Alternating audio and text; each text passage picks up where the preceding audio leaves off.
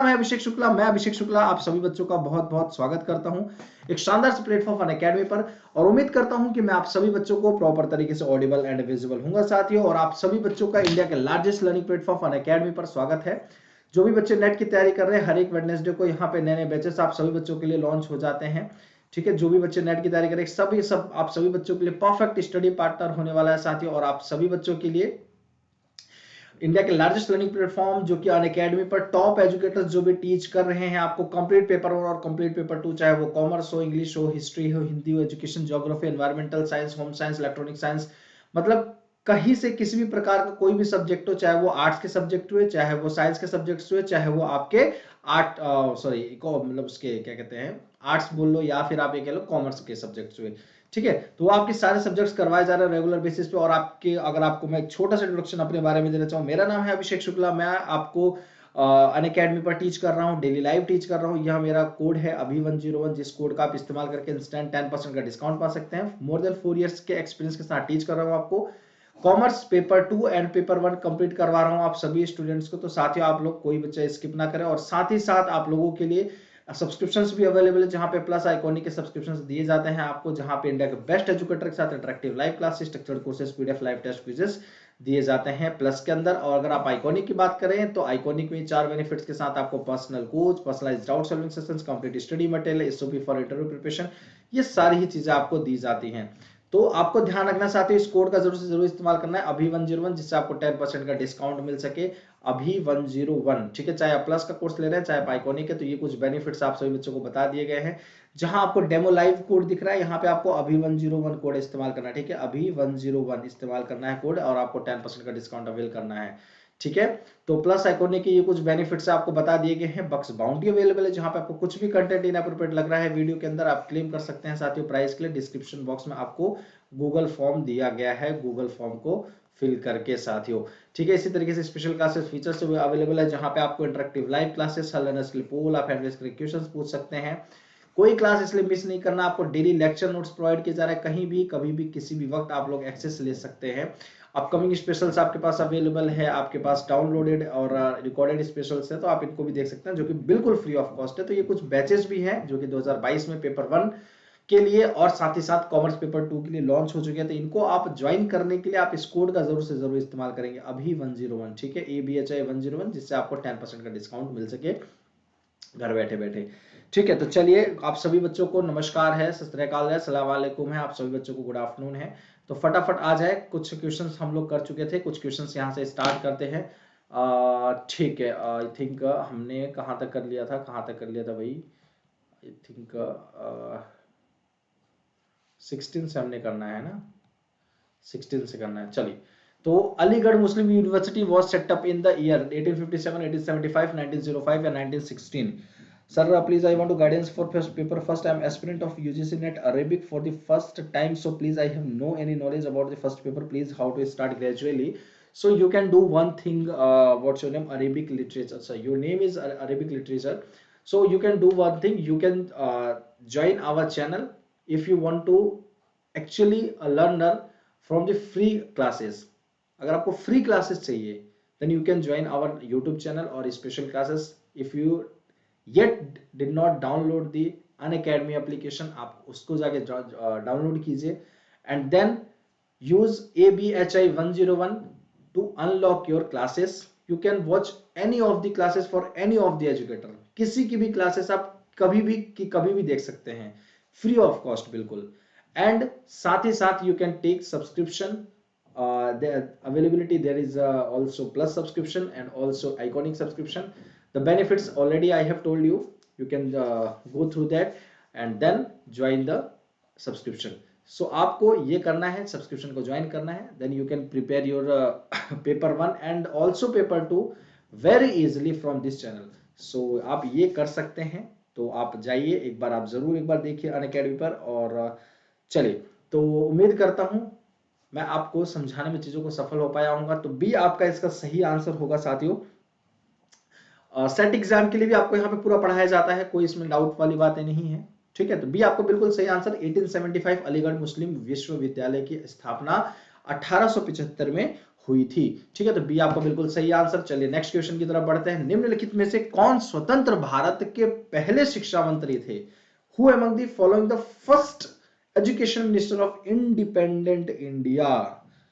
तो जिन्होंने भी क्लासेस को ज्वाइन किया हो, आप सभी बच्चे लोग जरूर से जरूर ज्यादा से ज्यादा नंबर्स में क्लासेस को लाइक शेयर ज्यादा से ज्यादा नंबर्स में कर दें। जहां तक कि जितने बच्चे लोगों को अभी तक मैं नहीं मतलब मेरी क्लासेस नहीं ले पाए हो, तो आप मेरे साथ ही साथ और भी एजुकेटर्स की क्लासेस रेगुलर बेसिस पे लेते रहें।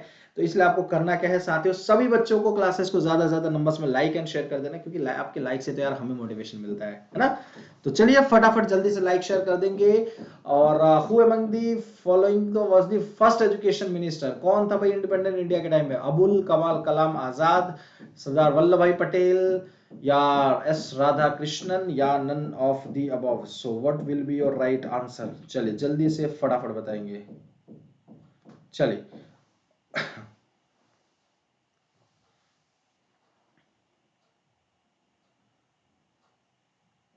तो ए आपका बिल्कुल सही आंसर हो जाएगा। ठीक है, ए अब्दुल कलाम आजाद, अबुल कलाम आजाद यहां आपका बिल्कुल सही आंसर हो जाएगा। दैट इज ए, बहुत ही बढ़िया। ठीक है, यहां आपका बिल्कुल सही आंसर हो जाएगा। ध्यान रखिए, एजुकेशन हायर एजुकेशन को आपको समझने वाला बहुत बहुत बड़ा वो नहीं होता। आपको यहाँ पे समझना यही होता है, इतना ही होता है कि आपको फैक्चुअल चीजें याद होनी चाहिए। जो भी आपको पढ़ाया जा रहा है स्टैटिक चीजें वो आपको याद हो, वो याद होंगे तो कहीं से भी किसी प्रकार का क्वेश्चन पूछ लेता है। ठीक है, तो चलिए नेक्स्ट क्वेश्चन की तरफ चलते हैं। There is a proposal to establish innovation universities aiming at world class standards. The proposed number of such institutions is विश्व स्तरीय मानकों को ध्यान में रखते हुए नवोन्मेष विश्वविद्यालय स्थापित करने का प्रस्ताव है। ऐसे संस्थानों की प्रस्तावित संख्या कितनी है? 10 है, 14 है, 25 है, या फिर कुछ भी नहीं है इनमें से? जल्दी से फटाफट बताएंगे।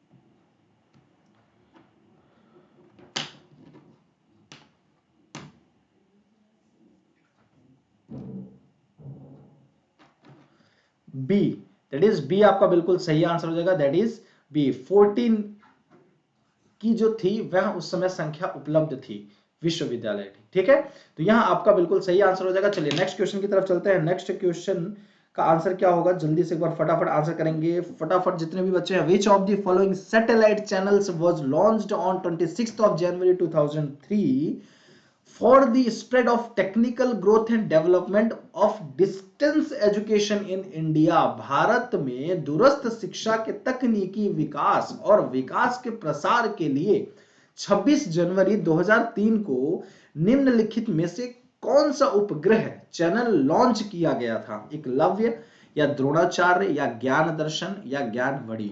तो कौन सा ऐसा चैनल है जो कि लॉन्च किया गया था, उपग्रह चैनल?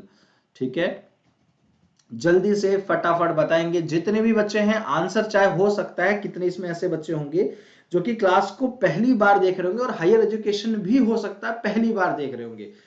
लेकिन इसमें ये ऐसा टॉपिक है कि जो कि अभी स्टैटिक पार्ट है, जो कि एक तरीके का जनरल नॉलेज का भी पार्ट बन जाता है। ठीक है, तो इसमें कोई कंफ्यूजन वाली बात नहीं। जो पहली बार आए, आंसर एक बार आप गलत भी दीजिए तो कोई दिक्कत नहीं है।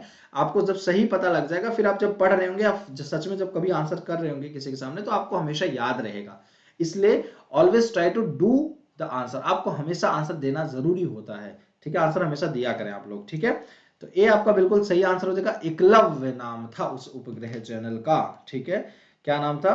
उस एकलव्य नाम था उस उपग्रह चैनल का। क्लियर है? ज्ञान दर्शनी एकलव्य नाम था उस चैनल का। ठीक है, क्लियर है? किसी बच्चे को कोई डाउट तो नहीं है?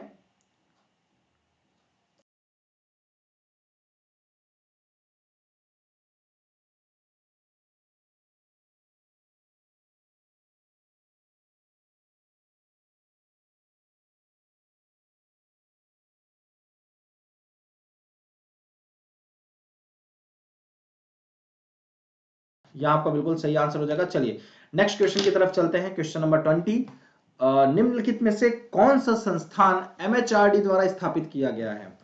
Which of the following institutions has been set up by the MHRD? National बाल भवन, न्यू दिल्ली, इसरो या फिर डीआरडीओ?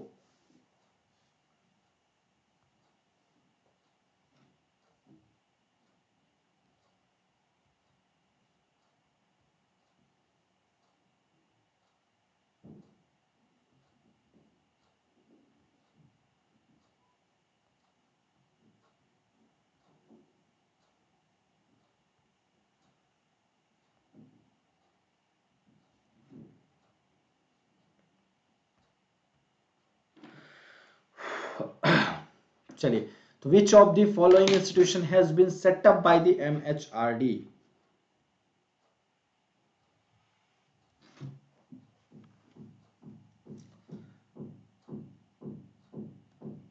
जितने भी बच्चे क्लासेस को देख रहे होंगे, आप सभी बच्चों को क्लासेस को ज्यादा से ज्यादा नंबर्स में क्लासेस को लाइक शेयर कर देना है।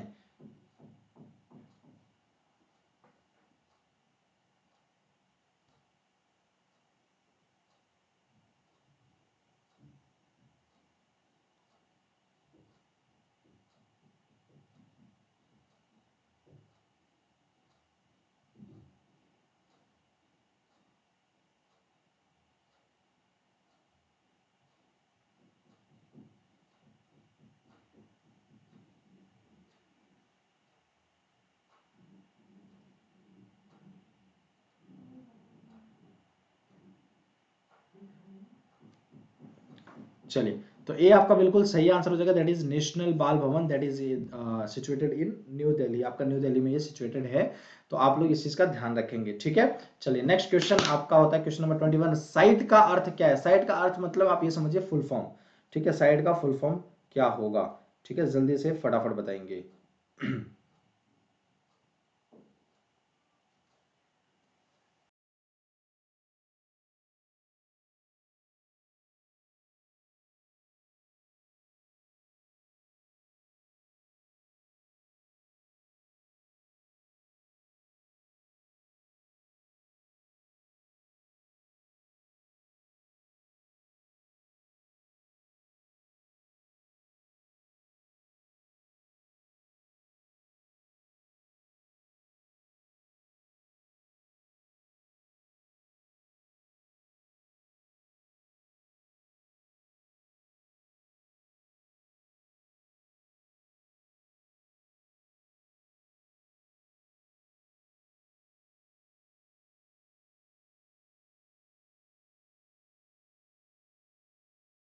तो ये आपका बिल्कुल सही आंसर हो जाएगा। That is A will be your right answer. Satellite instructional television experiment. ठीक है, सैटेलाइट इंस्ट्रक्शनल टेलीविजन एक्सपेरिमेंट, यह आपका बिल्कुल सही आंसर हो जाएगा, साइट का फुल फॉर्म। ठीक है, चलिए नेक्स्ट क्वेश्चन है। भारत द्वारा अंटार्कटिका पर स्थापित अनुसंधान केंद्र का नाम क्या है? Name of the research station on Antarctica set up by India is? Dakshin Gangotri, Dakshin Ganga, Dakshin Godavari या फिर none of the above? Bharat द्वारा अंटार्कटिका पर स्थापित अनुसंधान केंद्र का नाम क्या है? Name of the research station on the Antarctica set up by India is? Dakshin Gangotri, Dakshin Ganga, Dakshin Godavari या none of the above? So what will be your right answer? जल्दी से फटाफट बताएंगे क्या होगा। चलिए,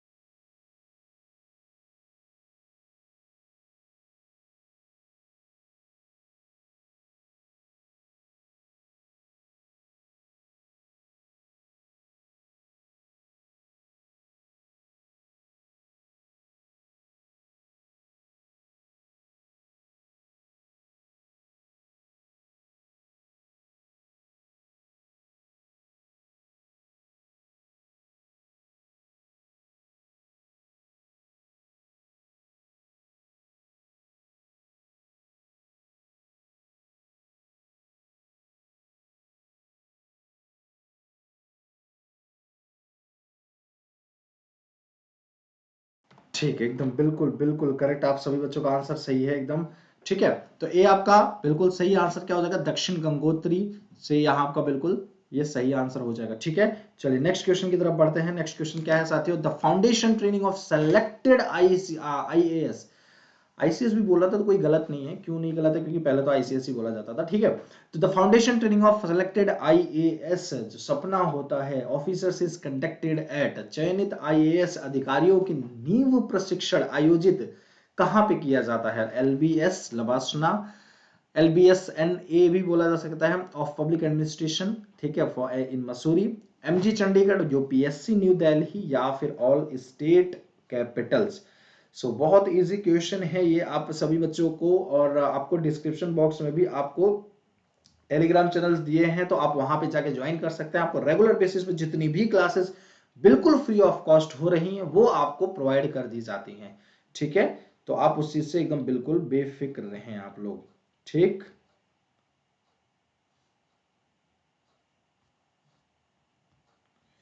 कहीं किसी भी प्रकार का कोई डाउट हो तो पूछ सकते हैं। तो ए लबासना, आपने नाम सुना होगा लबासना, आप लोग काफी, ये नहीं होगा, ठीक है, लबासना आपका आंसर होगा। ठीक है, आपने कभी ये सुना होगा ऐसे ऐसे करके लबासना लिखा होता होगा, LBSN तो यहाँ पे एक अलग ही मतलब एनवायरनमेंट है। ये जितने भी आपके यूपीएससी कैंडिडेट्स होते हैं, आईएएस ऑफिसर्स जो होते हैं, उनको जो ट्रेनिंग दी जाती है वो यहीं पे दी जाती है, जो कि मसूरी में स्थित है, और इसका यहाँ जीने का अंदाज ही अलग है, आपका मसूरी के अंदर है। तो इसलिए सपना जिनका है तो वह सपने को साकार करने के लिए मेहनत कीजिए। बहुत ही मतलब ये समझिए जन्नत है ये, जन्नत। ठीक है, तो लवासना के लिए एक बार सपना तो देखिए, बहुत गजब है। बाकी अभी जो नेट के लिए देखें, नेट के लिए आप मतलब एक के ही पीछे लाइफ में आप फोकस्ड रहिए तो ज़्यादा बेटर होता है। और ऐसा नहीं मैं कह रहा हूं कि बी पॉइंट नहीं रखना चाहिए लाइफ में, बिल्कुल रखना चाहिए, पर ए को आपको ज़्यादा फोकस करके रखिए ताकि बी पे जाने से पहले आपका ए क्लियर हो सके। ठीक है, तो चलिए बढ़ते हैं नेक्स्ट क्वेश्चन, क्वेश्चन नंबर 24 की तरफ। राष्ट्रीय शिक्षक और प्रशिक्षण मिशन का मुख्य उद्देश्य सुधार करना है, किसके लिए, स्टूडेंट्स एनरोलमेंट में सुधार करना, या टीचिंग की क्वालिटी के अंदर सुधार करना, या वुमेन एजुकेशन के ऊपर ज्यादा से ज्यादा सुधार करना है, या फिर इन सारी चीजों के अंदर बदलाव लेकर आना। तो आपको आंसर क्या करना है, the main objective of national mission on teachers and training is to improve, जो राष्ट्र शिक्षक और प्रशिक्षण मिशन का जो मुख्य मतलब ये जो लेके आया गया, इसका मुख्य उद्देश्य क्या रहेगा, मतलब किसको सुधार करना है, कि ज्यादा से ज्यादा बच्चों को मतलब एनरोल कर सके, एडमिशन ले सके बच्चे, या फिर क्वालिटी ऑफ एजुकेशन, या सॉरी टीचिंग, टीचिंग की क्वालिटी में कोई बदलाव आ सके, या फिर महिला शिक्षा, या फिर उपरोक्त सभी।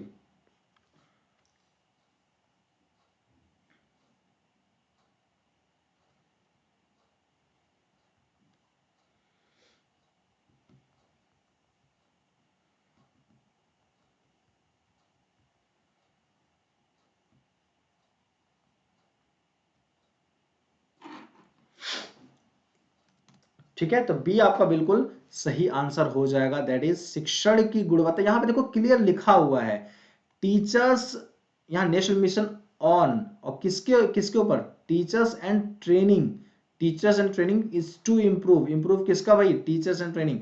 तो यहाँ पे कहीं ना कहीं अगर टीचर की, देखो सिंपल सी बात है, जितना अच्छा हम बहुत सारे स्कूल्स में जाते हैं, इस चीज को देखते हैं कि भाई इस स्कूल में बहुत अच्छी पढ़ाई हो रही है, या फिर हम ये देखते हैं कि किसी स्कूल की फीस 2000 है, मान लीजिए कोई पर्टिकुलर कोई भी क्लास की, और उसी स्कूल की फीस किसी जगह 3000 है, और कहीं उसी सेम स्टैंडर्ड की फीस कहीं 10,000 है। तो वो क्यों ये प्राइस का वेरिएशन हमें देखने को मिल रहा है, जबकि स्टैंडर्ड सबका सेम। मान लीजिए कोई फिफ्थ क्लास का बच्चा है, कोई फिफ्थ क्लास का बच्चा है, किसी स्कूल में 2000 है, किसी स्कूल में 3000 है, किसी स्कूल में 10,000 है।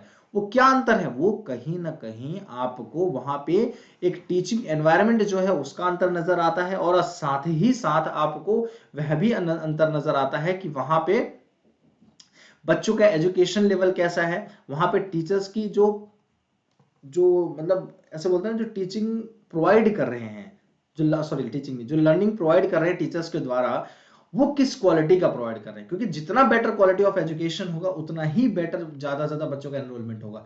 तो क्वालिटी ऑफ टीचिंग जितना ज्यादा अच्छा होगा उतना ही ज्यादा आपका स्टूडेंट्स का एनरोलमेंट ऑलरेडी बढ़ता जाएगा।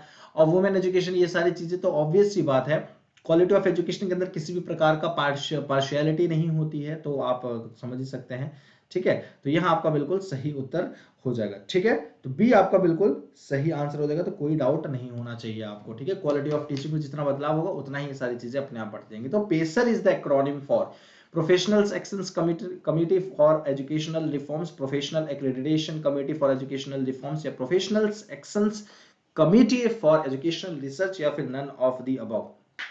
पेशर का संक्षिप्त रूप है शैक्षिक सुधार के लिए पेशेवर कार्यवाही समिति, या शैक्षिक सुधार के लिए पेशेवर प्रत्यायन समिति, या शैक्षिक अनुसंधान के लिए पेशेवर कार्यवाही समिति, या फिर उपरोक्त में से कोई भी नहीं। तो क्या आंसर होगा, एक बार जल्दी से फटाफट आंसर करेंगे, जल्दी से फटाफट।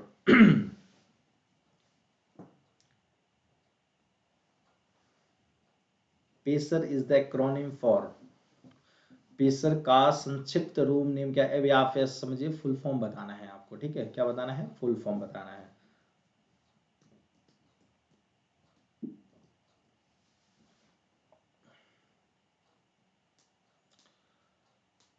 ए आपका बिल्कुल सही आंसर हो जाएगा, that is professionals actions committee for educational reforms.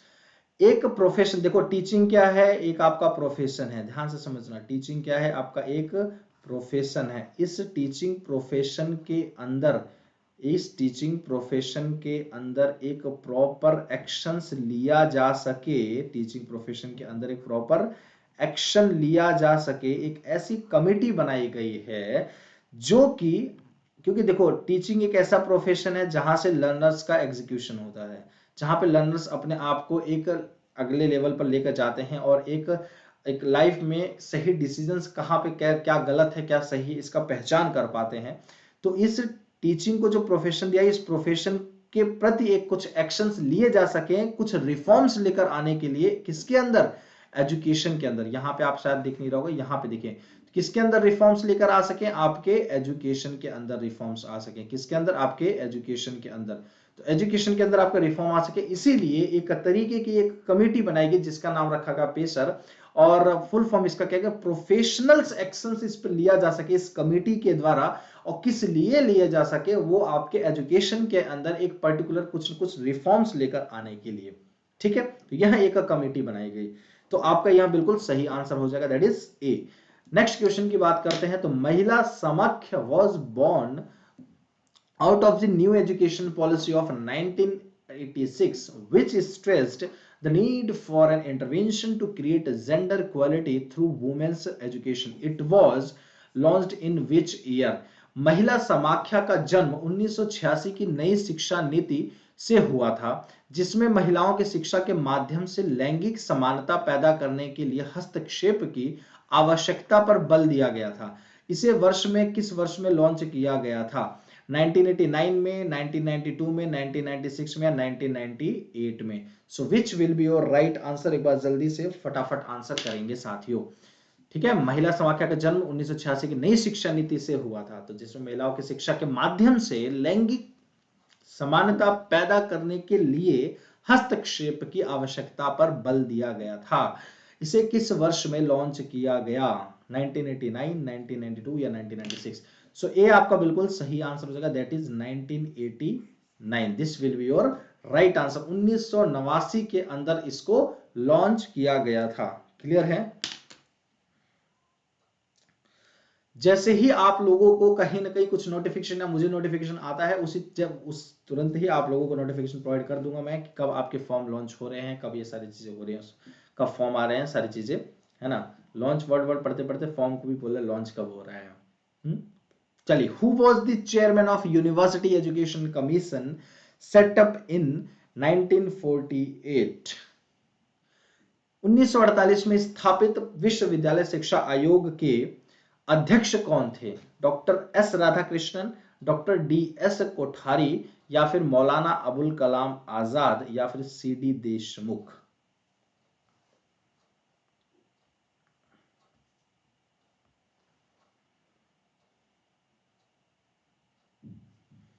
चलिए जल्दी से फटाफट आंसर करेंगे। Who was the chairman of university education commission set up in 1948? Doctor S Radhakrishnan, doctor D S Kothari, या फिर मौलाना अबुल कलाम आजाद, या फिर सी डी देशमुख?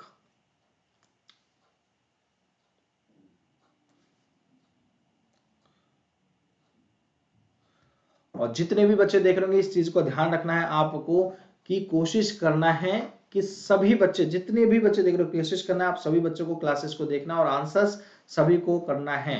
ठीक है, चलिए, तो ए आपका बिल्कुल सही answer, that is doctor Radha Krishnan, doctor S Radha Krishnan.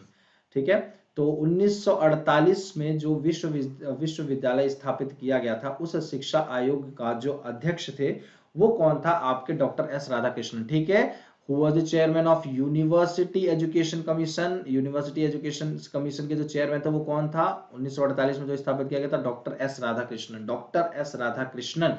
मैं बार बार क्यों रिपीट कर रहा हूं कि आप लाइफ में कभी फिर भूल ना सको, चाहे कहीं से भी कभी भी अब आप इसके बारे इससे रिलेटेड क्वेश्चन पूछा जाए, देन आप आंसर अच्छे से कर सकें। ठीक है साथियों, चलिए क्वेश्चन नंबर 28 की बात करते हैं। तो यूनिवर्सिटी, विश्वविद्यालय अनुदान आयोग की तर्ज पर विश्वविद्यालय शिक्षा आयोग ने यूजीसी की स्थापना की सिफारिश की थी। University education commission recommended the setting up of UGC on the lines of university grant commission of USA, great Britain, Germany या फिर यूएसएसआर या USSR institute of public administration. So what will be your right answer? चलिए जल्दी से फटाफट बताएंगे क्या होगा सही उत्तर आपका। विश्वविद्यालय अनुदान आयोग की तर्ज पर विश्वविद्यालय के शिक्षा आयोग ने यूजीसी की स्थापना की सिफारिश की थी, तो क्या आंसर होगा इसका? जल्दी से फटाफट बताएंगे। चलिए,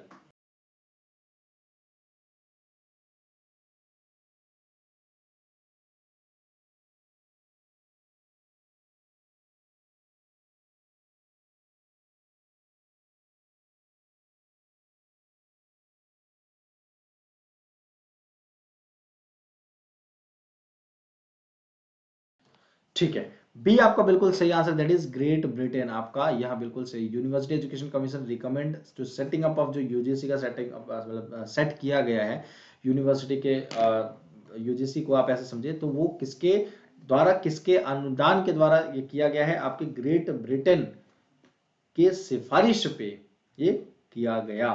ठीक है, यूजीसी की स्थापना। ठीक है, चलिए next question, question number 29, which of the following agencies और इंस्टीट्यूशंस प्रोपोज्ड, ये प्रोपोज्ड अलग अलग है, अच्छा मैंने भी पढ़ भी दिया जबकि एक ही है। ठीक है, प्रोपोज्ड है। ठीक है, proposed introduction of India education index IED for ranking institutes based on academic research performance and other parameters, AICTE, neck, UGC या फिर आईआईटी दिल्ली।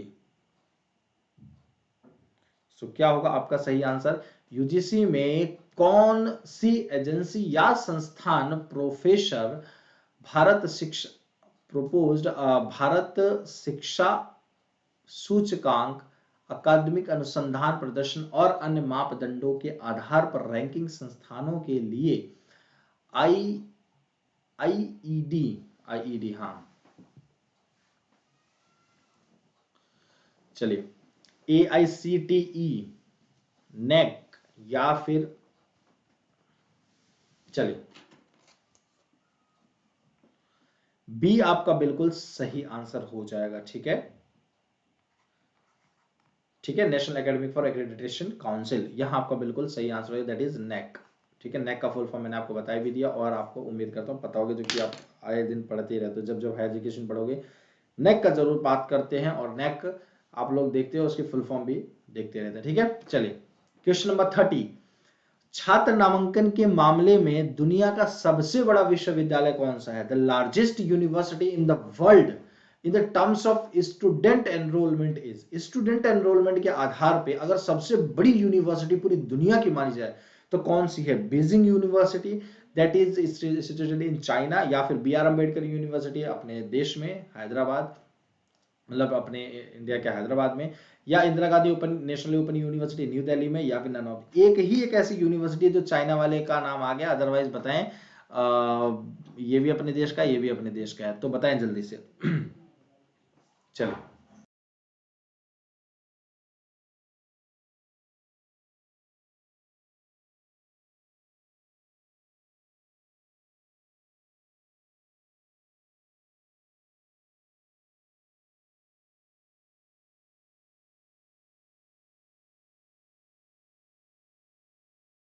चलिए,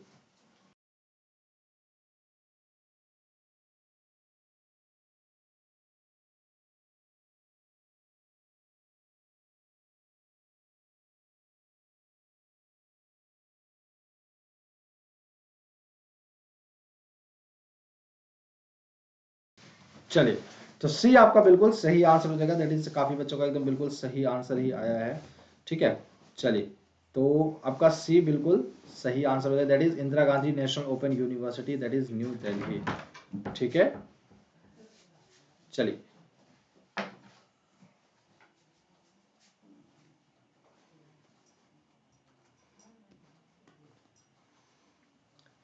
चलो, the first inter university centre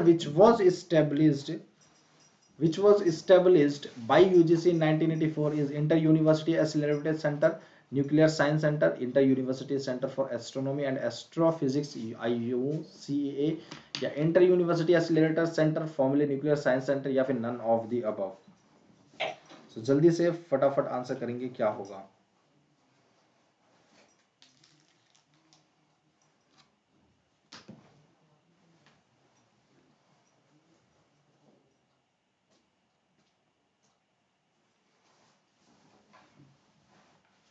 चलिए,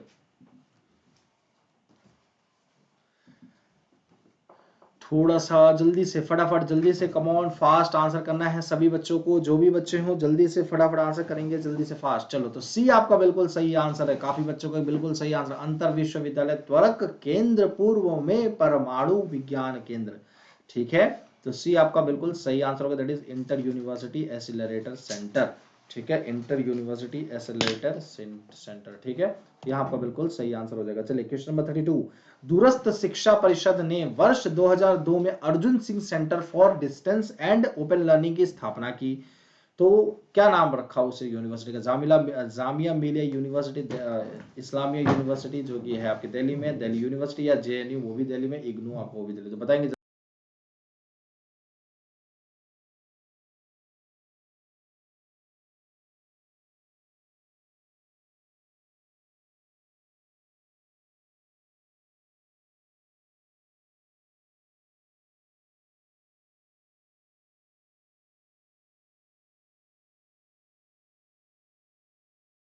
चलिए, तो जल्दी से फटाफट आंसर करेंगे। सारी दिल्ली के तो नाम ले लिया गया भाई, लगे इग्नू की तो अलग अलग अपने वो हैं।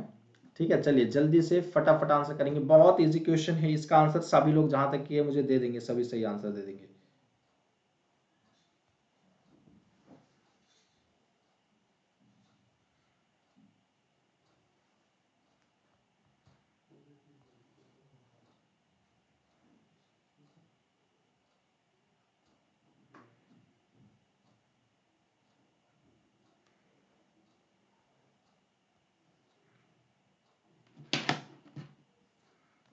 ठीक है, ए आपका बिल्कुल सही आंसर हो जाएगा। That is Jamia Millia Islamia university.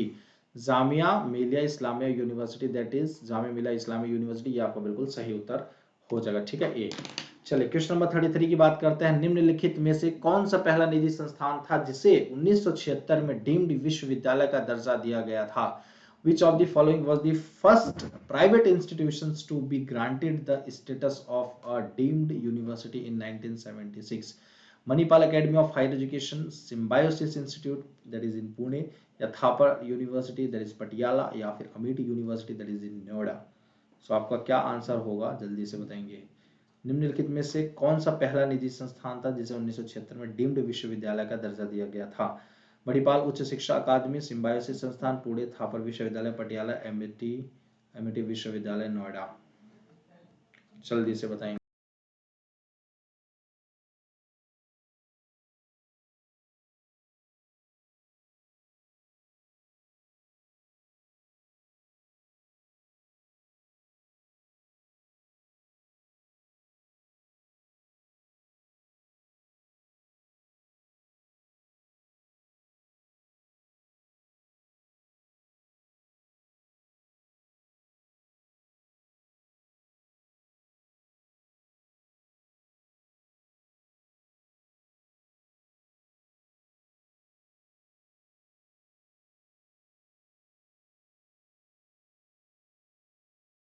चलिए, तो आपका ए आपका बिल्कुल सही आंसर हो जाएगा, that is Manipal academy of higher education, this will be your right answer, Manipal उच्च शिक्षा अकादमी, this will be your right answer. चलिए come to the next question, question number 34, that is match list 1 with list second and select the correct answer from the course that is given below. Chinmaya international foundation which is situated list second in Delhi, the oriental institute that is situated in Baroda, या फिर academic of Sanskrit research that is Melkote Karnataka, और राष्ट्रीय वेद विद्या प्रतिष्ठान that is Ernakulam. So what will be your right answer, which matches in which situated? तो आप जल्दी से बताएंगे, जल्दी से what will be your right answer, फटाफट सभी बच्चों को एकदम सही आंसर करना है, ऐसा कुछ जरूरी नहीं है, आप गलत भी कर सकते हैं, कोई दिक्कत नहीं, ठीक है।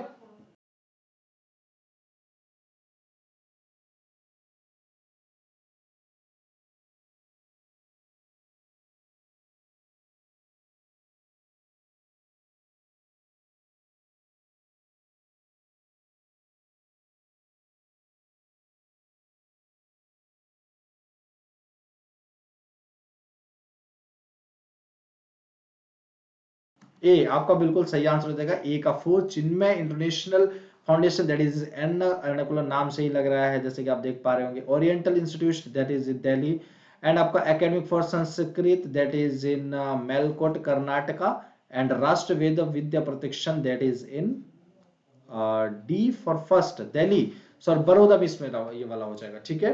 तो यहाँ आपका बिल्कुल सही आंसर हो जाएगा, क्लियर, कोई दिक्कत तो नहीं है, ठीक है। बी का सेकंड, थर्ड का ये, अच्छा ए का सिर्फ फोर्थ होगा, इसके बाद बी का सेकंड, सी का थर्ड और डी का फर्स्ट होगा, राष्ट्र वेद विद्या प्रतिष्ठान वो डी होगा, सॉरी फर्स्ट होगा, ठीक है। यहाँ आपका बिल्कुल सही आंसर। चलिए question number 35, through which of the following constitutional amendments was article 21A inserted in the constitutions to provide for free and compulsory education to all the children of age of group 6 to 14 years as a fundamental right। यह एक समान अधिकारों में रख दिया गया है इस चीज को, निम्नलिखित में किस संवैधानिक संशोधन के माध्यम से 6 से 14 वर्ष के आयु वर्ग के सभी बच्चों को मौलिक अधिकार के रूप में मुफ्त और अनिवार्य शिक्षा प्रदान करने के लिए संविधान में अनुच्छेद 21A डाला गया था। 73rd या 74th या 86 या फिर none of the above. So what will be your right answer, जल्दी से फटाफट बताएंगे। चलिए जल्दी से फटाफट आंसर बताएंगे, क्या आपका सही उत्तर हो जाएगा, ठीक है। चलिए 73rd 74th या 86th या फिर नन ऑफ द अबव। तो सी आपका बिल्कुल सही आंसर हो जाएगा, दैट इज 86 आपका बिल्कुल सही आंसर 86वें संविधान के तहत, ठीक है। यहाँ आपका 86 अमेंडमेंट आप ऐसे कह सकते हैं, ठीक है, 86th अमेंडमेंट, ठीक है। कोई दिक्कत तो नहीं है, उम्मीद करता हूं आपको समझ में आ रहा होगा, ठीक है। चलो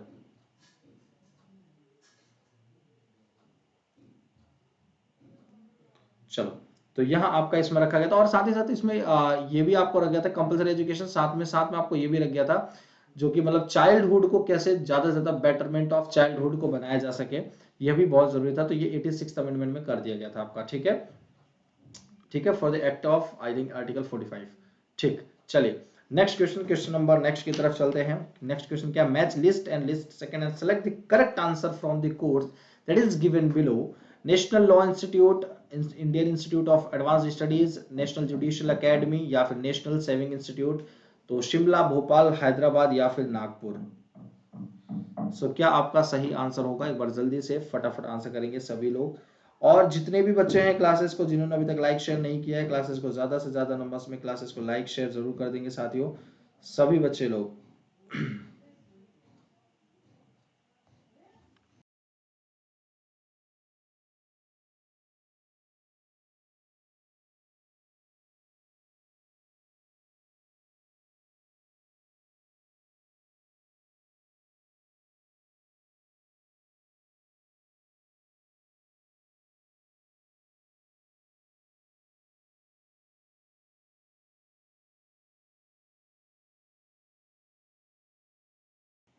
ठीक है, तो डी आपका बिल्कुल सही आंसर हो जाएगा, ठीक है, D will be your right answer, ठीक है।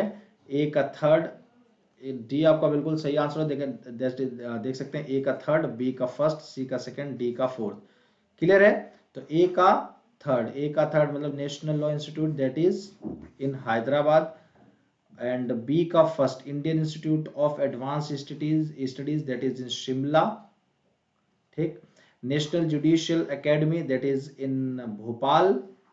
ठीक है। और national savings institute that is in Nagpur. Clear? मतलब सेविंग इंस्टीट्यूट इन नागपुर, ऐसे समझिए, national saving institute in Nagpur, and national judicial academy that is in Bhopal, and आपका Indian institute of advance studies that is in Shimla, national law institute that is Hyderabad. ठीक है।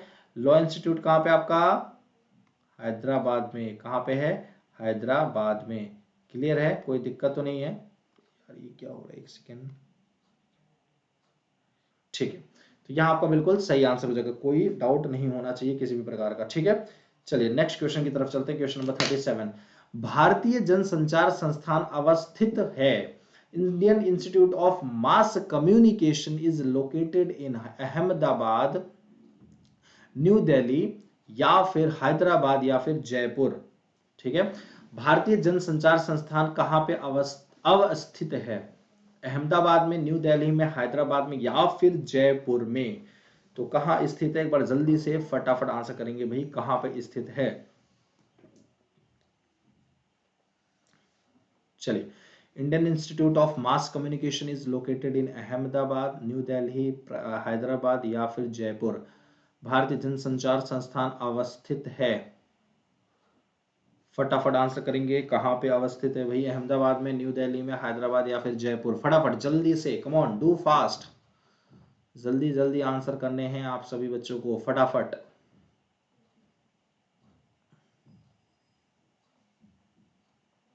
चलिए, तो B आपका बिल्कुल सही आंसर हो जाएगा, that is in New Delhi. Indian institute of mass communication situated in, और you can say located in in New Delhi, नई दिल्ली के अंदर यह स्थित है। ठीक है। कहां पे स्थित है? नई दिल्ली के अंदर। चलिए क्वेश्चन नंबर 38 की बात करते हैं। भारतीय राष्ट्र रक्षा विश्वविद्यालय that is INDU, Indian national defence university, India's May 2013 is proposed to be located at, भारतीय राष्ट्रीय रक्षा विश्वविद्यालय INDU भारत का मई 2013 में स्थित होने का प्रस्ताव कहां पे है? रोहतक में है, पुणे में है, या फिर हैदराबाद में है, या फिर गुड़गांव में है? कहां पे है? एक बार जल्दी से फटाफट बताएंगे। देखिए, जितना गलत आंसर करेंगे उतना आपको ये समझिए आने वाले फ्यूचर में आपको सही चीजों का पता लग पाएगा। ठीक है। जब तक इंसान गलती नहीं करता तो सही का पता नहीं लग पाता कि भाई सही क्या है। ठीक है। तो इसलिए कहते हैं कि इंसान को कोशिश करते रहना चाहिए, हमेशा ना कोशिश करते रहना चाहिए। ठीक है। तो जल्दी से फटाफट आंसर करेंगे और लाइक शेयर साथ साथ करते जाएंगे आप सभी बच्चे लोग। ठीक है। जितने भी बच्चे हैं, Indian national defence university India's में 2013 is propose to be located at, तो डी आपका बिल्कुल सही answer, that is in Hyderabad. ठीक है। हैदराबाद आपका बिल्कुल सही आंसर हो जाएगा। ठीक है। कहां पे यह स्थित है, कहां पे लोकेटेड है? ये आपके हैदराबाद के अंदर लोकेटेड है। ठीक। Indian national INDU, Indian national defence university. ठीक है। जो कि मई 2013 में प्रपोज किया गया था, और कहां पे है स्थित है? हैदराबाद के अंदर स्थित है। क्लियर? हैदराबाद में स्थित है, 2013 में प्रपोज किया गया। नाम क्या है? Indian national defence university. ठीक है। चलिए next question, question number 39, the modern state is prescribed as, आधुनिक राज्य का वर्णन इस प्रकार किया गया है। अब पुलिस स्टेट, जो मॉडर्न राज्य होते हैं, जो आधुनिक राज्य हैं, उनका वर्णन किस नेम से कहा जाता है भाई? कि पुलिस स्टेट है, या वेलफेयर स्टेट से, या लेसेस फायर स्टेट, या ऑटोक्रेटिक स्टेट? निरंकुश, किसी प्रकार का कोई अंकुश नहीं लगाया गया हो जिसपे, उसी को कहते हैं निरंकुश, है ना? या एक लेसेस फायर, जो कि इंडिपेंडेंट राज्य जिसको बोलते हैं, किसी पे डिपेंडेंट ना रहे, एकदम फ्री रहे, सबको बोलने की आजादी रहे। ठीक है। कोई जो बोल सकता है, अगर कुछ बोलना चाहे तो वो भी बोल सके। तो ये कैसे कहा जाता है किसी मॉडर्न स्टेट को?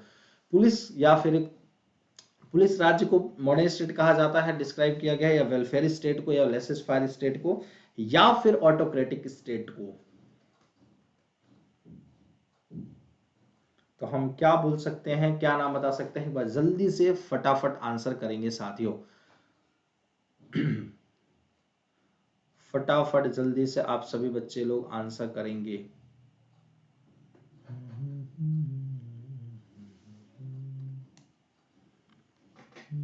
चलिए, तो बी आपका बिल्कुल सही है। एक मॉडर्न स्टेट को उसी को कहेंगे जो एक वेलफेयर, एक कल्याणकारी राज्य हो, ठीक है। एक वेलफेयर स्टेट को ही हम एक मॉडर्न स्टेट कहते हैं, ठीक है। एक वेलफेयर स्टेट को ही हम मॉडर्न स्टेट कहते हैं साथियों, ठीक है। वेलफेयर स्टेट को ही मॉडर्न स्टेट कहते हैं, ठीक है। अब कितना भी अमीर राज्य हो, सब कुछ बढ़िया, अगर वहां पे वेलफेयर नहीं है तो उस सोसाइटी का क्या मतलब है कि नहीं, ठीक है। तो यह आपका बिल्कुल सही आंसर हो जाएगा। चलिए क्वेश्चन नंबर 40 की बात करते हैं। The chief source of political power in India is, Bharat में राजनीतिक शक्ति का प्रमुख स्रोत क्या है? पीपल है, संविधान है, पार्लियामेंट है, या फिर parliament and the state legislature, जो राज्य की विधानसभाएं हैं, या वो। तो बहुत इंपॉर्टेंट क्वेश्चन है। बोलते हैं ना कि आप पूछा भी जाता है, मतलब ऐसा क्वेश्चन पूछा भी जाता है कि ये बताइए कि जो सभाएं और वो होती हैं, मतलब हमारे देश के अंदर कौन ज्यादा ऊपर है, मतलब आपके लोग जो पीपल्स हैं, या फिर आपका संविधान, या फिर जो संविधान को बनाया है जिसने, और या फिर संविधान के अंदर एक्ट को धीरे धीरे कुछ ना कुछ सुधार कर रहा है, मतलब पार्लियामेंट, या फिर आपके संविधान के अंदर लिखी गई लेजिस्लेचर और पार्लियामेंट, दोनों ही इंपोर्टेंट है। Political in regards of political power की बात हो रही है, या राजनीतिक शक्ति की बात हो रही है, तो कौन मजबूत है, प्रमुख स्रोत है मजबूती का, तो शक्ति का, तो जल्दी से बताएंगे। ए पीपल। अगर लोग ही नहीं रहेंगे, ठीक है, लोग ही नहीं रहेंगे तो इन सब चीज होने का क्या फायदा, है ना। अगर माने, अगर बात, अगर पूरे देश में एक सिर्फ पॉलिटिकल पावर की यहां बात हो रही है ना, पॉलिटिकल पावर, यहां पे ये नहीं पूछा जा रहा है। वैसे अगर आंसर इसका बी होना चाहिए, कॉन्स्टिट्यूशन, समझिएगा मैं यहाँ पे कॉन्स्टिट्यूशन आंसर क्यों नहीं है, ठीक है। क्योंकि अगर वैसे माना जाए, तो अगर वैसे पूछा जाए कि आपका सबसे बड़ा कौन है, तो ये है कॉन्स्टिट्यूशन। क्योंकि अगर ये नहीं रहेगा तो पीपल को क्या गलत है क्या सही है, एक दूसरे के प्रति कैसे रहना, कुछ नहीं पता रहेगा, है ना। इसी तरीके से साथियों, अगर पॉलिटिकली बात किया जाए, पॉलिटिकली, क्योंकि लोग जो चुने जाते हैं पॉलिटिकल्स के अंदर, वो पीपल्स के द्वारा चुने जाते हैं। लोग जो बनते हैं वो पीपल्स में से ही बनते हैं, और लोग जो बन के जाते हैं वो आपके स्टेट लेजिस्लेचर और पार्लियामेंट के अंदर ही जाते हैं। तो आपको समझना क्या है साथियों, कि कहीं ना कहीं आपके जो राजनीतिक शक्ति की बात करें, तो राजनीतिक शक्ति के अंदर आपके जो लोग हैं वह सबसे ज्यादा जरूरी है आपके राजनीतिक शक्ति को बढ़ावा देने के लिए। लोग ही नहीं रहेंगे तो इन सब चीजों का होने का कोई मतलब नहीं निकल के आएगा, ठीक है। क्लियर हो गया होगा मुझे लगता है, ठीक है। अगर लोग ही नहीं है तो मतलब क्या है उस चीज का होने का, ठीक है। चलिए बढ़ते हैं नेक्स्ट क्वेश्चन। अब मुझे लगता है कि इस चीज को मैं आपको समझाने में सफल हो पाया हूँ, ठीक है। पीपल अगर ऑप्शन में नहीं हो तो आपका संविधान होगा, सिंपल सा बात है। संविधान, वैसे आपको मैं अभी भी कह रहा हूं संविधान होना चाहिए सबसे बड़ा, और होना चाहिए क्या, वो है ही। लेकिन यहाँ पे क्वेश्चन पॉलिटिकली पूछा गया, पॉलिटिकली पावर अगर वो पूछा गया तो वो आपका आंसर उसका इसलिए पीपल्स होगा, ठीक है। Which of the following is not essential element of the state, निम्नलिखित में से कौन राज्य का अनिवार्य तत्व नहीं है? आबादी कितनी है, टेरिटरी कैसा है, सॉलिडिटी कैसे, डेमोक्रेसी कितनी है। एक किसी भी राज्य के अंदर अगर क्या चीज ना हो तो बहुत खास फर्क नहीं पड़ता है।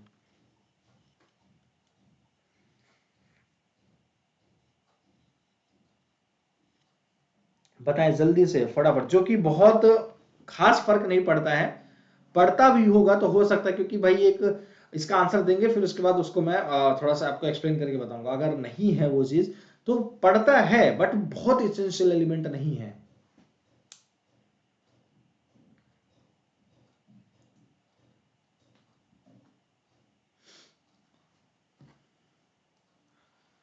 चलिए, निम्नलिखित में से कौन सा राज्य, डी डेमोक्रेसी।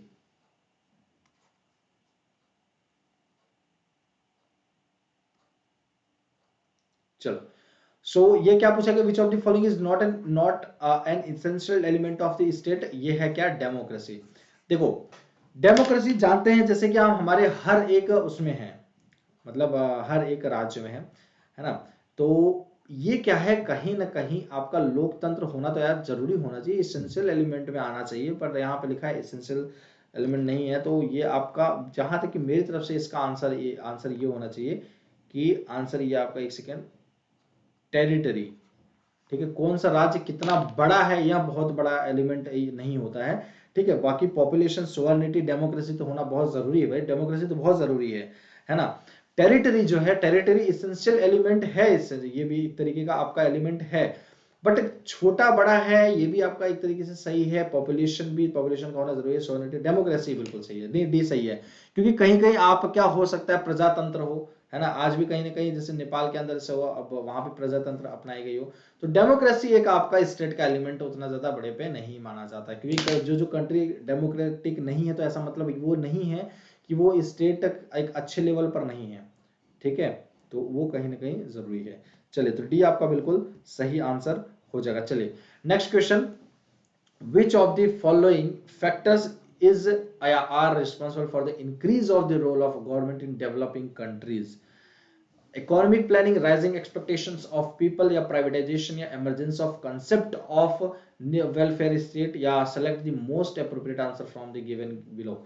आपको यहाँ पे आंसर क्या करना है साथियों, विकासशील देशों में सरकार की भूमिका को बढ़ाने के लिए निम्नलिखित में से कौन से कारक जिम्मेदार हैं?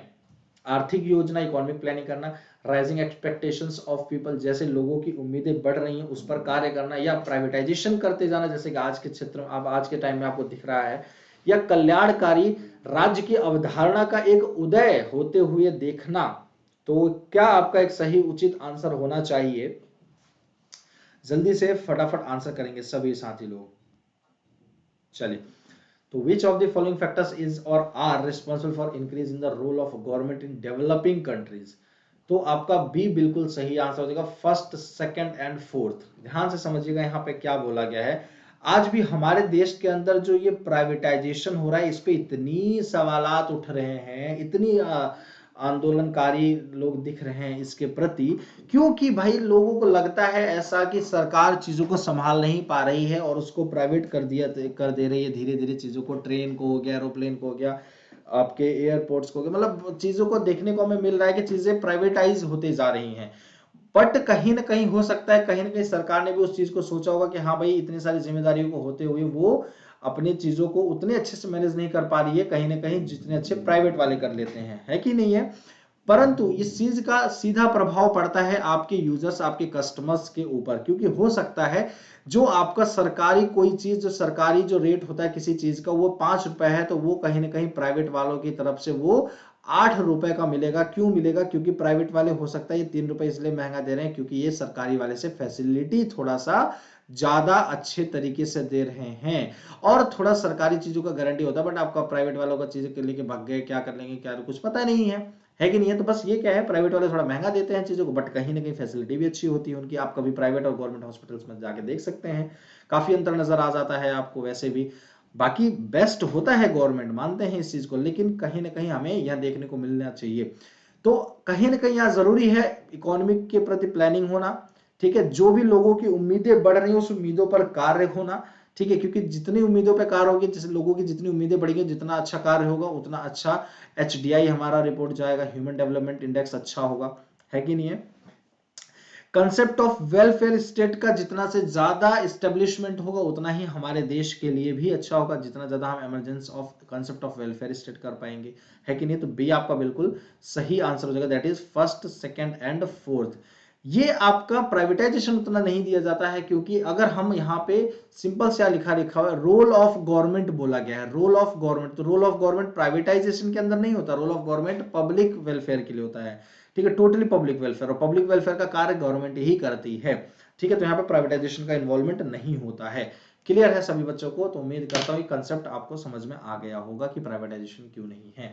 The preamble to the Constitution states that we, the people of India, having solemnly resolved to constitute India into a sovereign, socialist, secular, and democratic republic, by which of the following amendments were the words that is socialist and secular added to it, and also I want to know in which year that has been added.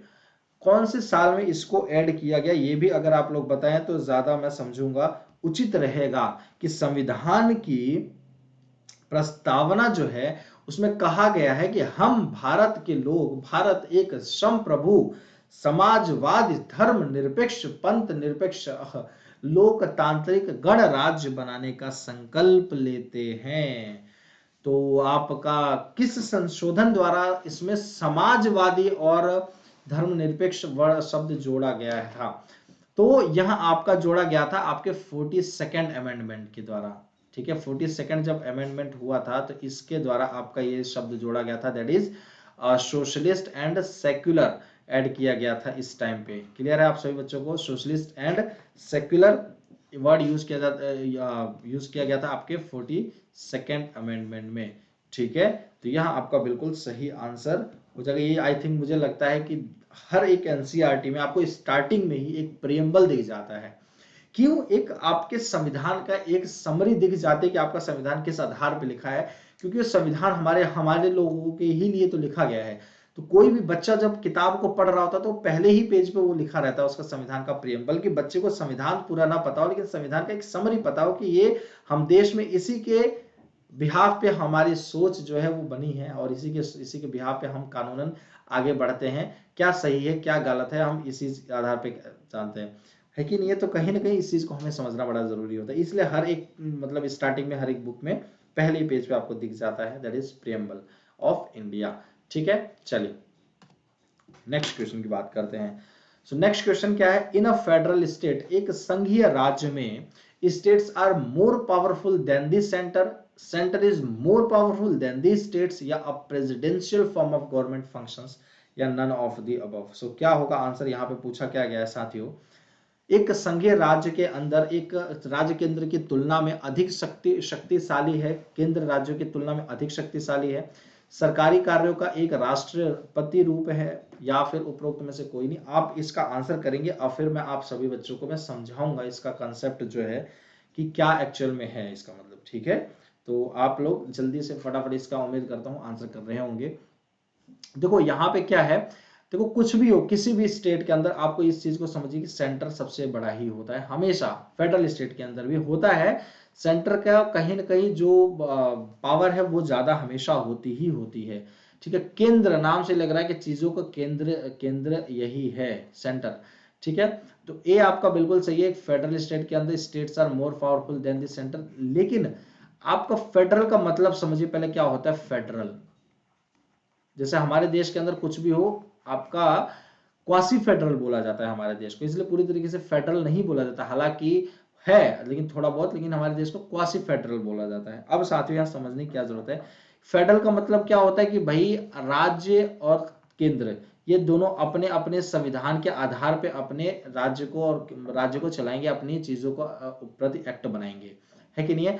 अपने powers इनके बटे होते हैं, बिल्कुल इनके powers बटे होते हैं, इनके रूल्स एंड रेगुलेशंस बटे होते हैं, चाहे वो प्रशासन हुआ चाहे वो आपका कानून कोई भी कुछ भी चीजें हुई, है ना? तो ये आपका फेडरल गवर्नमेंट में होता है। ठीक है, कोई दिक्कत तो नहीं है। अब जैसे हमारे देश के अंदर क्या, centre is more powerful than the state, राज्य के अंदर हमारे देश के अंदर क्या है कि सेंटर ज्यादा पावरफुल है क्योंकि ये क्वासी फेडरल है ना? Then the state, then the state मतलब कहीं ना कहीं स्टेट्स के पास भी अपनी पावर्स हैं, ऐसा नहीं है कि नहीं है, कहीं ना कहीं उनको भी कुछ पावर्स दी गई हैं, लेकिन इसका मतलब ये नहीं कि वो स्टेट्स कभी कभी अपने केंद्र पे भारी हो जाएं, ऐसा कभी नहीं हो सकता है। ठीक है, अब presidential form of government, presidential form आप लोग समझते ही हैं, कोई दिक्कत है नहीं इसमें। ठीक है, कि आपका जो एग्जीक्यूशन है और आपके जो सिस्टम ऑफ गवर्नमेंट है, ठीक है, जो आपका सिस्टम ऑफ गवर्नमेंट है कि सबसे पहले आपका क्या नाम है लेजिस्लेशन होता है, फिर आपका एग्जीक्यूशन होता है, फिर आपका जुडिशरी जो बॉडी ऑफ गवर्नमेंट ऐसे कह सकते हो, लेजिस्लेटिव बॉडी, एग्जीक्यूटिव बॉडी और जुडिशरी बॉडी, ये जो तीन बॉडी बनी है ना, लेजिस्लेटिव और एग्जीक्यूटिव और जुडिशरी, अगर लेजिस्लेशन और एग्जीक्यूटिव बॉडी अलग अलग हो, ये बॉडी अलग हो, ये बॉडी पूरी तरीके से इसमें अलग मेंबर्स हो, पूरी तरीके से इसके अलग मेंबर्स हो, तो इस टाइप ऑफ की गवर्नमेंट जिस भी देश के अंदर देखी जाती है, जैसे आपका अमेरिका हो गया, उस गवर्नमेंट को कहते हैं प्रेसिडेंशियल फॉर्म ऑफ गवर्नमेंट। ठीक है, प्रेसिडेंशियल फॉर्म ऑफ गवर्नमेंट बोलते हैं ऐसी गवर्नमेंट को। किसको, कैसी गवर्नमेंट को बोलते हैं? जिस गवर्नमेंट में लेजिस्लेशन पावर और लेजिस्लेशन बॉडी जो बिल्कुल अलग हो और एग्जीक्यूशन बॉडी बिल्कुल अलग हो। ठीक है, ये आपके प्रेसिडेंशियल फॉर्म ऑफ गवर्नमेंट में होता है। बट परंतु अगर हम बात करें उसका parliamentary form of government, presidential की अगर बात करें और यहाँ पे अगर साथ में समझे parliamentary form of government, parliamentary form of government की बात करें तो यहाँ पे आपको क्या दिखता है, जैसे आपका ये पार्लियामेंट है, ये क्या है, पार्लियामेंट है, पार्लियामेंट के अंदर ही आपके एमपीज बैठते हैं, है कि नहीं है, पार्लियामेंट के अंदर मेंबर ऑफ पार्लियामेंट बैठते हैं, और इस मेंबर ऑफ पार्लियामेंट के अंदर ही आपके लेजिस्लेशन बॉडी और एग्जीक्यूशन बॉडी दोनों ही इन्वॉल्व होती हैं। समझ रहे हैं, एक ही बॉडी के अंदर आपकी दो बॉडी निकल कर आती हैं, और ये एग्जीक्यूशन वाला जो पार्ट है वो कहां से निकल कर आता है, आपका काउंसिल ऑफ मिनिस्टर्स को, ठीक है, काउंसिल ऑफ मिनिस्टर्स को ही एग्जीक्यूशन बॉडी कहते हैं, काउंसिल ऑफ मिनिस्टर्स को। क्लियर है आप सभी बच्चों को, उम्मीद करता हूं ये समझ पा रहे होंगे आप लोग। काउंसिल ऑफ मिनिस्टर्स जो है वो एक तरीके की आपकी एग्जीक्यूटिव बॉडी ही होती है, और ये एग्जीक्यूटिव बॉडी कोई अलग से नहीं बनी जाती है, ये आपके लेजिस्लेशन का ही पार्ट होता है, मतलब पार्लियामेंट के ही लोग होते हैं, है ना। मान लीजिए आपके 545 लोग हैं आपके इसके अंदर, या 543 लोग हैं, 543 तो 543 में से ही लेजिस्लेशन बनते हैं, और इस 543 में से ही आपके, मतलब कुछ अलग से नहीं, इसी में से ही आपके एग्जीक्यूशन वाले बनते हैं। क्लियर है, तो उम्मीद करता हूं यहाँ आपको मैं समझाने में सफल हो पाया हूँ कि क्या इनका एक्चुअल में मतलब है। ठीक है, तो ए आपका इसका इसलिए बिल्कुल सही उत्तर हो जाएगा। चलिए नेक्स्ट क्वेश्चन की बात करते हैं। नेक्स्ट क्वेश्चन क्या है आपके पास, अब फेडरल सिस्टम क्या है, एक संघीय व्यवस्था क्या है, must have a written constitution, must have an unwritten constitution, may have either constitution, may not have any constitution। अभी जैसे कि मैं जब कंसेप्ट आपको समझा रहा था साथियों, तो वहां पे मैंने आपको भी बताया नहीं कि इनका कॉन्स्टिट्यूशन का संविधान इनके अपने एक्ट रूल्स के हिसाब से चलते हैं, परंतु इनके पास रिटन और अनरिटन होता है कि नहीं होता है, वह चीज कहीं ना कहीं आपको समझना पड़ेगा। ठीक है, तो जल्दी से बताएंगे, फेडरल सिस्टम ऑफ जो गवर्नमेंट चलती है, फेडरल सिस्टम क्या वो रिटन के फॉर्म में चलती हैं या फिर अनरिटन के फॉर्म में चलती है, या फिर हो सकता है कॉन्स्टिट्यूशन हो इनके पास, या हो सकता है कि कोई संविधान होता ही नहीं हो इनके पास। तो जल्दी से फटाफट आंसर करेंगे, क्या आप सभी बच्चों का आंसर होगा।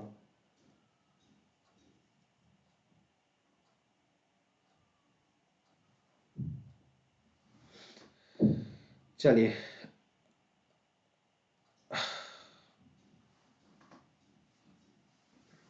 ये आपका बिल्कुल सही आंसर हो जाएगा, that is must have a written constitution, there must having a written constitution. Written constitution होना बहुत जरूरी, एक लिखित संविधान होना चाहिए एक संघीय व्यवस्था के अंदर। ठीक है, चाहे आप फेडरल गवर्नमेंट आपके देश में चल रहा हो, जो सिस्टम ऑफ गवर्नमेंट है, ठीक है, तो आपका रिटन कॉन्स्टिट्यूशन होना बहुत जरूरी है। ठीक है, रिटन कॉन्स्टिट्यूशन होना बहुत जरूरी। हमारे देश के अंदर क्या है भाई, एक ही कॉन्स्टिट्यूशन है। ठीक है, हमारे देश के अंदर क्या है, एक ही संविधान है, एक ही कॉन्स्टिट्यूशन है। तो अब हम तो ये समझ सकते हैं कि भाई कोई दिक्कत नहीं है हमें, हमारे पास संविधान एक ही है, हम इसको सेंट्रल और स्टेट दोनों में चला सकते हैं। इसीलिए हमारे देश को बटा हुआ है, इनकी पावर्स बटे हुए हैं, इनकी जिम्मेदारियां बटी गई हैं, रिस्पॉन्सिबिलिटीज बटे हुए हैं, लेकिन कहीं ना कहीं संविधान जो है वो हमारे पास एक ही रिटन फॉर्म में है। ठीक है, एक ही है, तो इस चीज को हमें समझना बड़ा जरूरी है। तो क्वेश्चन नंबर 46 की तरफ चलते हैं। संविधान सभा जिसमें हमारे संविधान का निर्माण किया गया था, की स्थापना किस वर्ष में की गई थी, बहुत इजी क्वेश्चन है। The constituent assembly which framed our constitution was set up in which year.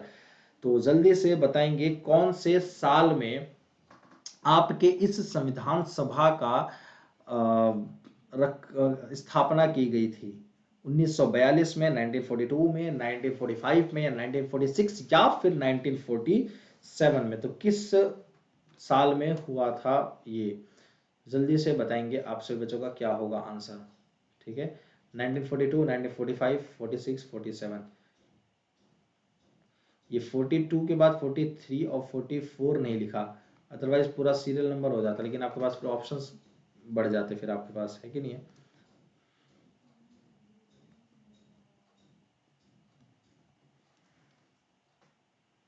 चलिए, तो सी आपका बिल्कुल सही आंसर हो जाएगा। 1946 में इसकी स्थापना हो गई थी, जो कि बहुत इजी इसलिए कि भाई आपकी इसी कॉन्स्टिट्यूएंट असेंबली, कॉन्स्टिट्यूएंट जो असेंबली है, इसी के द्वारा ही आपके संविधान की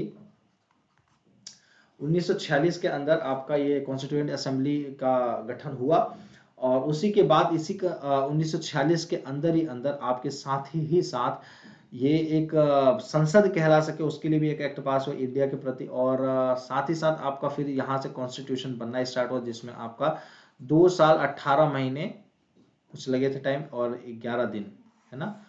2 साल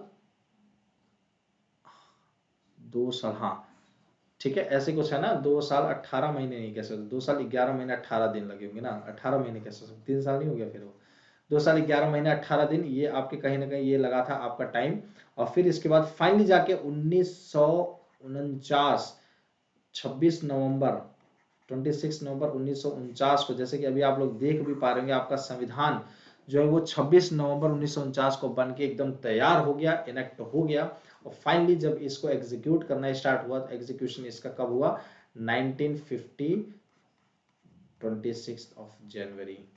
ठीक, तो यहाँ आपका फाइनली जाके इस टाइम में इसका एग्जीक्यूशन कर दिया गया। ठीक है, चलिए 1946 आपका बिल्कुल सही आंसर होगा। भारतीय संविधान को संविधान सभा द्वारा कब पारित किया गया था? अभी यार जस्ट मैंने बताया, अब आप लोग जल्दी से बताएंगे। 2649, 26 जनवरी 1949 है, 26 नवंबर 1949 है, या फिर 26 जनवरी 1950 होगा। चलिए, अभी जस्ट मैंने आपको बताया, ये चीज मैंने बताया था, और उम्मीद करता हूं इसमें कोई डाउट नहीं होगा, इसको एकदम सही सही आंसर कर देंगे। मुझे पता नहीं था कि नेक्स्ट क्वेश्चन ये है, तो मैं बताता ही नहीं, सही में नहीं बताता, फिर मैं ऐसा करता ही नहीं कसम से। When was the Indian Constitutions passed by the Constituent Assembly? भारतीय संविधान को संविधान सभा द्वारा कब पारित किया गया था?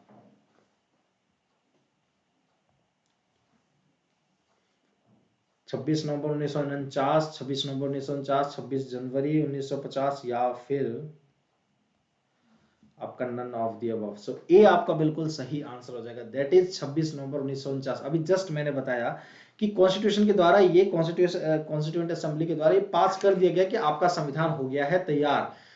आपका संविधान क्या हो गया भैया, तैयार। 1949 तक आपका, 1949 26 नवंबर को संविधान आपका एकदम पास कर दिया गया कि हाँ अब ये पूरी तरीके से तैयार हो जाएगा। अब ये बच्चा, जैसे बोलते हैं ना स्कूल में, मतलब बच्चे का रिजल्ट आ गया है, अब बच्चा नया एडमिशन किस तारीख लोग को लेता है। तो अब ये समझना है। तो कहीं ना कहीं 1949 26 नवंबर को रख दिया, और फिर फाइनली जो एग्जीक्यूशन है इसका 26 जनवरी 1950 में कर दिया गया था। ठीक है, चलिए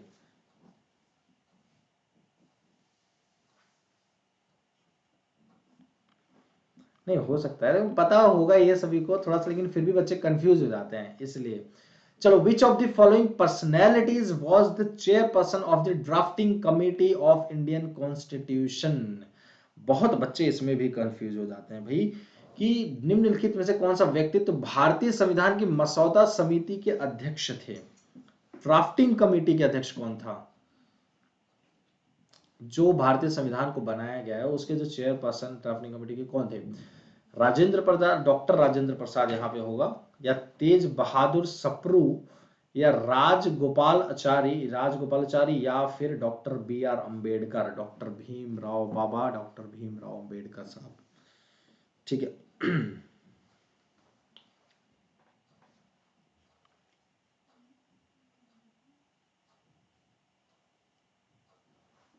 चलिए, तो डी आपका बिल्कुल सही आंसर हो जाएगा। ठीक है, डॉक्टर भीमराव अंबेडकर जी हमारे देश के जो संविधान है उसके चेयरपर्सन ड्राफ्टिंग कमेटी के थे। ठीक है, ठीक है, क्लियर है, कोई दिक्कत तो नहीं। इसके चेयरपर्सन कौन था? Drafting committee of Indian constitution के डॉक्टर भीमराव अंबेडकर, जो कि बिल्कुल सही आंसर हो जाएगा। ठीक है, डी आपका बिल्कुल करेक्ट आंसर हो जाएगा। चलिए, क्वेश्चन नंबर 49, संविधान सभा द्वारा देश के लिए संविधान बनाने में लगने वाला समय कितना था? The time taken of the constituent assembly to frame the constitution for the country was. बहुत इजी क्वेश्चन है ये, तो मुझे लगता है अभी जस्ट आंसर भी बताया मैंने, और समझ में भी आ गया होगा। मैंने, मुझे लगता है ये सब आंसर, मतलब मैंने गलती की आप लोगों को पूरा वो डिटेल बता के, मुझे उस आंसर के बाद मुझे आगे बढ़ जाना चाहिए था।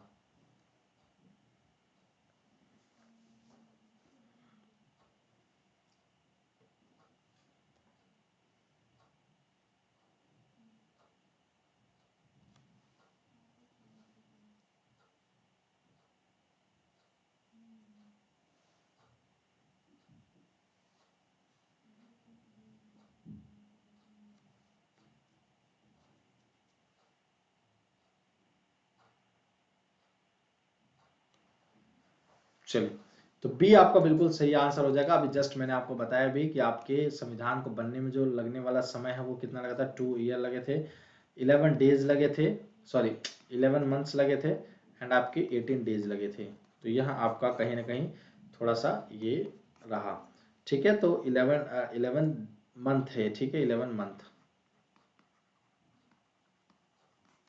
ठीक, तो 11 मंथ्स, ठीक। तो बी आपका बिल्कुल सही आंसर हो जाएगा। चलिए लास्ट क्वेश्चन है ये आपके लिए, लास्ट क्वेश्चन है, India that is Bharat, India that is Bharat shall be a union of states, the states and the union territories thereof shall be as specified in the, Bharat यानी भारत यानी भारत राज्यों का संघ होगा, उसके राज्य और क्षेत्र में निर्दिष्ट के अनुसार होंगे। पहले अनुसूची में लिखा गया है या फिर दूसरे अनुसूची में, तीसरे में, या फिर किसी में भी ऐसा कुछ लिखा ही नहीं गया है। तो आपको क्या लगता है, कहीं ऐसा तो कोई वाले नहीं कि भाई सर ये लिखा ही नहीं गया, छोड़ो सब बात, क्या बता रहे हैं, ये सब नहीं लिखा गया कुछ भी। हाँ, so India that is Bharat shall be a union of state that the states and the union territories thereof shall be as is specified in the, चलिए जल्दी से फटाफट बताएंगे क्या होगा आंसर, जल्दी से फटाफट। भारत यानी भारत राज्यों का संघ होगा। तो ए आपका बिल्कुल सही answer, that is first schedule, ठीक है, फर्स्ट शेड्यूल आपका बिल्कुल सही आंसर हो जाएगा। ये कहां पे किसमें लिखा है, पहले ही शेड्यूल में ऐसा लिख किया गया है, ठीक है। यूनियन ऑफ स्टेट्स भी लिखा है, वही चीज लिखा गया, ठीक है, मतलब भारत, ठीक है।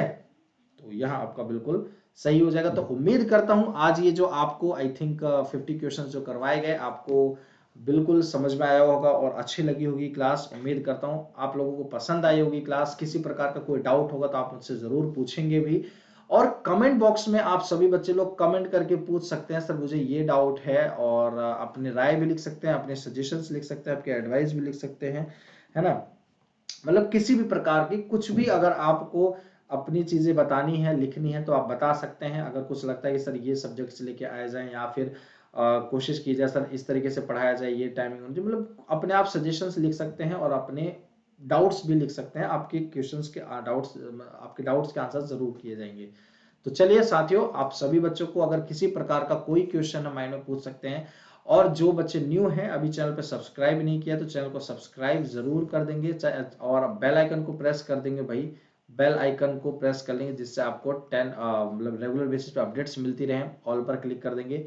और आपको सब्सक्रिप्शन से रिलेटेड जो भी अभी तक सब्सक्रिप्शंस नहीं लिए हैं, आप लोग सब्सक्रिप्शन लेके भी पढ़ाई बहुत अच्छे से कर सकते हैं। आपको साथ ही साथ वहाँ पे hard copy, soft copy, hard copy में चाहते हैं तो आप लोगों को घर तक पूरा डिलीवरी दी जाती है। आपके बुक्स, कॉपीज की सारी चीजें, जो भी नोट्स हैं A to Z आपको दी जाती है अगर आप आइकॉनिक का सब्सक्रिप्शन लेते हैं। और अगर वही कहीं ना कहीं अगर आप प्लस का सब्सक्रिप्शन लेते हैं तो आपके पास सॉफ्ट कॉपी में अवेलेबल करवा दी जाती है।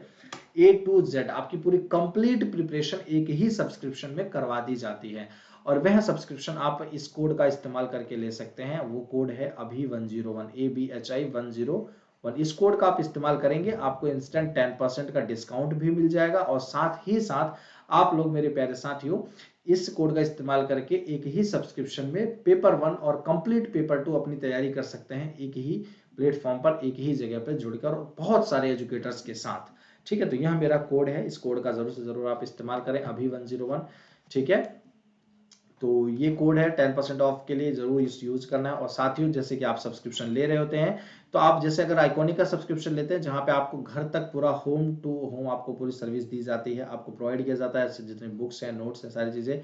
50,000 रुपीज है आपको, 28,300 एट 1 ईयर के लिए, 6 मंथ्स के लिए 19,280 है। बट कहीं ना कहीं जब आप इस कोड का इस्तेमाल यहाँ पे अप्लाई कर देते हैं, अभी 101, तब आपको ये सारी चीजों को नहीं देखना पड़ता है। 10% का इंस्टेंट आपको ऑफ मिल जाता है, जो मैंने प्राइस बताया उस पे, ठीक है। तो उम्मीद करता हूं आपको क्लास पसंद आया होगा। इसी तरीके से प्लस का भी सब्सक्रिप्शन अगर आप लेते हैं, जैसे आपको प्लस के बारे में बता दीजिए, अगर आप प्लस का सब्सक्रिप्शन लेते हैं तो भी आपके पास 24 महीने से लेकर 3 महीने तक की वैलिडिटी अवेलेबल है। तो प्लस के लिए भी आप ये चीज ले सकते हैं सब्सक्रिप्शन। और ये ऐसा नहीं है कि ये जो कोड है आप सिर्फ इस कैटेगरी में, नेट कैटेगरी में ही इस्तेमाल कर सकते हैं, ऐसा नहीं है। आप किसी भी कैटेगरी में, किसी भी एग्जाम के लिए, अगर आप कोई बच्चा प्रिपेयर कर रहा है, चाहे यूपीएससी हो, एसएससी हो, बैंकिंग हो, आरआरबी हो, मतलब किसी चीज के लिए भी कर रहा हो, वह बच्चा यह कोड का इस्तेमाल करके इंस्टेंट 10% का डिस्काउंट अवेल कर सकता है, ठीक है साथियों। सो दिल से आप सभी बच्चों का बहुत बहुत धन्यवाद। ऐसे ही अपना प्यार सपोर्ट बनाए रखें। आप सभी बच्चे लोग जो भी अभी तक चैनल को सब्सक्राइब नहीं किए, सब्सक्राइब कर देंगे, बेल आइकन को प्रेस कर देंगे, और आपको नीचे टेलीग्राम चैनल डिस्क्रिप्शन बॉक्स में दिया गया, उसको जरूर से जरूर आप लोग ज्वाइन कर लेंगे। लाइक शेयर जरूर कर देंगे। आप सभी बच्चों का दिल से बहुत बहुत धन्यवाद। ऐसे ही अपना प्यार सपोर्ट बनाए रखें, लोगों के प्रति एक अच्छा व्यवहार बनाकर रखें, लोग आपके साथ रहकर अपने आप को बहुत सुरक्षित महसूस करें और खुशनुमा महसूस करें, ऐसा आपका व्यवहार होना चाहिए। तो साथियों, मिलते हैं एक शानदार से प्लेटफॉर्म पर फिर से, शानदार से प्लेटफॉर्म फन अकेडमी पर फिर से एक दूसरी क्लास में, ठीक है। सो जब तक के लिए आप सभी बच्चों को गुड बाय, टेक केयर, स्वस्थ रहिए, मस्त रहिए, व्यस्त रहिए, बढ़िया से पढ़ाई लिखाई करते रहिए। आप सभी बच्चों को दिल से बहुत बहुत धन्यवाद। Thank you so much, take care, Jai Hind.